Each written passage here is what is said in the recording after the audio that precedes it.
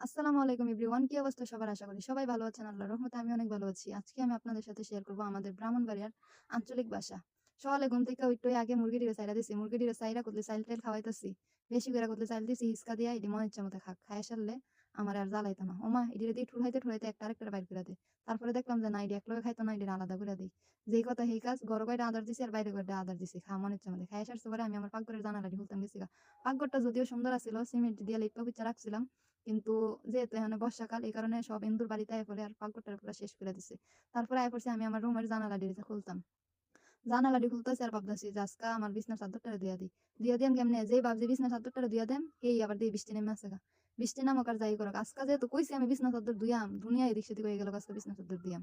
তারপরেই আমি লাইগা গেছি গা বালিশের কাভারটিরে খুলতাম। বালিশের কাভারটি খুলতাছি আর ভাবতেছি যে আজকে বিছনার চাদরটি যে ধুমো আসলে এটি শুকাইবো নি। শুকাইলে শুকাক না শুকাইলে নাই। আমার কি বিছনার চাদর অভাব পড়ছে? ও তো চাদর না, লগে এই কম্বলটাও দিয়ে দিয়াম। এই কম্বলটা আমি গায়ে দিই সবসময়। যত গরমই থাকুক না কেরে ফ্যান ছেড়ে আমি এই চাদরটারে গায়ে দিমু এটা আমার একটা অভ্যাস। অভ্যাসের পরে আমি যে আবার কুতলি হিতানো কুতলি পুতলা পাতলা জামাই রাখছি, এই পুতলা পাতলাটিরে গুছাইতেছি। গুছানটা শেষ হইলই বিছনা চাদরটারে একটা টান দিয়া ওই করে হুইল্লালাম। হুইল্লা সাইরা তারপর আবার সুন্দর করে একটা নতুন চাদর বিছানো। চাদরটারে নামাইয়া রাখছিলাম আরে আগে ওই। তারপরে আমি নতুন চাদরটারে বিছানো শুরু করছি পরে আসলে অনেকক্ষণ সময় লাগে। আমরা যে স্পিডে যেই তাড়াতাড়ি করে লে এত তাড়াতাড়ি হয় না। আমি আমার নিজের কাজ নিজে করতে পছন্দ করি। কেউ আমার কাজ কইরা দেখ এটা আমি কোনো সময় চাই না। আমি আস্তে ধীরে যত সময় লাগুক নিজের কাজটা নিজে করতে পছন্দ করি। কারো কাজ আমার পছন্দও না। কেউ এমনি, এমনি কইরা দিলে আমার গাল ওঠে না। এর লিগে আমি আস্তে, আস্তে টুকুর, টুকুর কইরা আমার কাম আমি করতে থাকি। বিছানার চাদরটারে ভালো করে গুইঞ্জাম চাইরোদিক দিয়া। গুইঞ্জা-টুইঞ্জা সাইরা একবারে সমান কইরা সব দিক দিয়ে বিছামু। বিছালটা শেষ হয়ে গেলে গই মনে করেন যে শলার ঝাড়ুটারে লইয়া বিছানার চাদরটারে কতক্ষণ বাইরামু মন ইচ্ছা মতে।